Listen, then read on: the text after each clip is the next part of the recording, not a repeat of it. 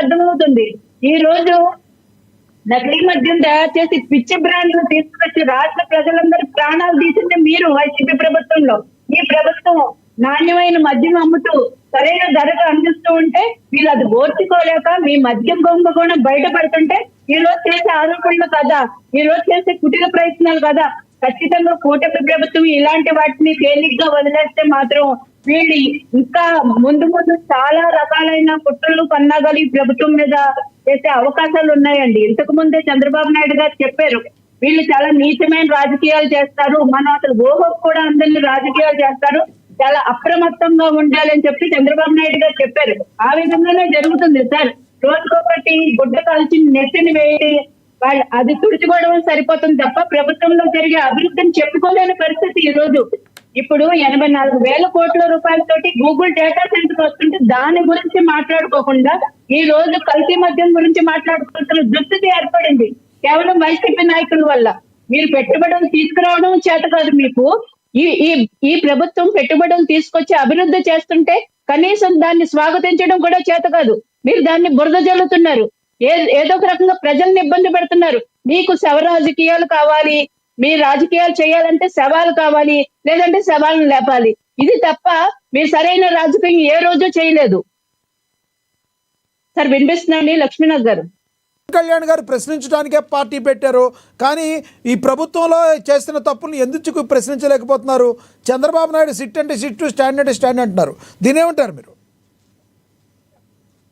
Sir బుద్ధి లేని వాళ్ళు ఏదోటి మాట్లాడతారు వైసీపీ నాయకులు. పవన్ కళ్యాణ్ గారి వరకు ఎందుకండి, చంద్రబాబు నాయుడు గారు ఆరోపణలు వచ్చిన వెంటనే వాళ్ళని పార్టీ నుండి సస్పెండ్ చేశారు. ఏ పార్టీ అయినా ఫస్ట్ చేసేది పార్టీ నుండి సస్పెండ్ చేస్తారు. దాని తర్వాత పోలీసు విచారణ, కోర్టు ప్రొసీడింగ్స్ జరిగిన తర్వాత నేరారోపణ జరిగితే ఖచ్చితంగా శిక్షలు పడతాయి వాళ్ళకి. ఏ పార్టీ అయినా ఇంకేం చేస్తుందండి? సో జోగి రమేష్ ఇప్పుడు అరెస్ట్ కాబడతారా? జోగి రమేష్ ఇప్పుడు అరెస్ట్ కాబడతారా? ఆరోపణలు వచ్చినాయా? సాక్ష్యాలు ఉన్నాయా మీ దగ్గర, ప్రభుత్వం దగ్గర? ఖచ్చితంగా అరెస్ట్ అవుతారండి. వాళ్ళు సాక్ష్యాధారాలు ఏం చేపేద్దామన్నా కుదరదండి. గూగుల్ టేక్అవుట్లు ఉంటాయి, కాల్ రికార్డ్స్ ఉంటాయి.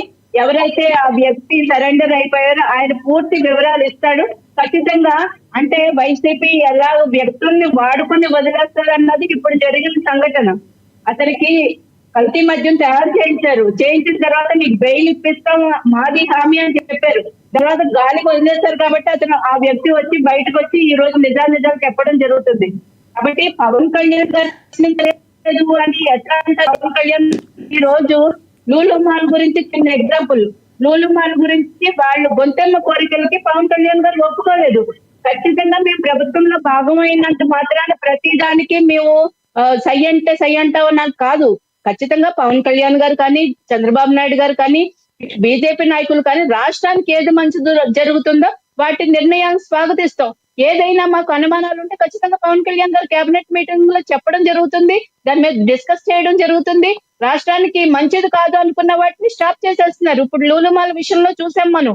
అలాగే అమరావతికి ఇంకా ఎక్కువ భూములు సేకరిద్దామంటే కూడా ఆ విషయంలో కూడా పవన్ కళ్యాణ్ గారు ఆ రోజు ఇప్పుడు తీసుకున్న వాటన్నిటికీ మనం పూర్తి చేసిన తర్వాత వారికి ఏదైతే నష్టపరిహారం అన్ని ఇచ్చిన తర్వాత మిగిలిన భూ సేకరణకు వెళ్దామని చెప్పి ఒక చిన్న సజెస్ట్ జరిగింది. ఖచ్చితంగా ప్రభుత్వంలో ఉన్నప్పుడు అందరూ చర్చించి సానుకూలంగానే ప్రజలకు ఏది మంచిదవుతుందో, రాష్ట్రానికి ఏది మంచిదవుతుందో అటువంటి నిర్ణయాలు తీసుకుంటున్నారు. మీరు ఏదో పవన్ కళ్యాణ్ గారు ప్రశ్నించడానికి పుట్టారంటే రాష్ట్రంలో అభివృద్ధి జరగనివ్వరండి. ఏం మాట్లాడుతున్నారు? కామన్ సెన్స్ ఉండాలి కదా వైసీపీ నాయకులకి. మీలాగా దోచుకుని తినడానికి, దాచుకోవడానికి లిక్కర్ స్కామ్లు, మాఫియాలు, గంజాయిల్లో ఏ విధంగా తీసుకెళ్లారంటే రాష్ట్రాన్ని గత 5 ఏ విధంగా మీరు అసలు మాట్లాడడానికి ఏ విధమైన అర్హత ఉందని అడుగుతున్నాం మేము.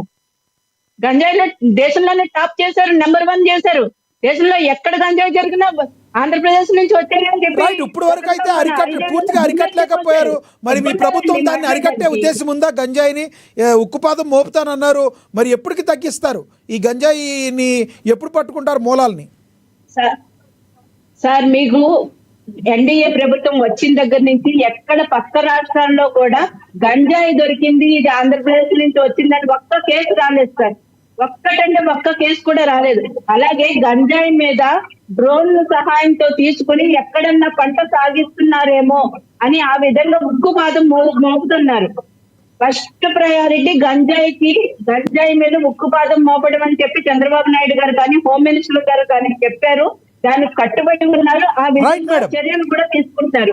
మరి గంజాయి అమ్ముతూ దొరికిన వాళ్ళని అరెస్ట్ చేస్తే జగన్మోహన్ రెడ్డి గారికి వెళ్ళి వాళ్ళు పలకరిస్తారండి.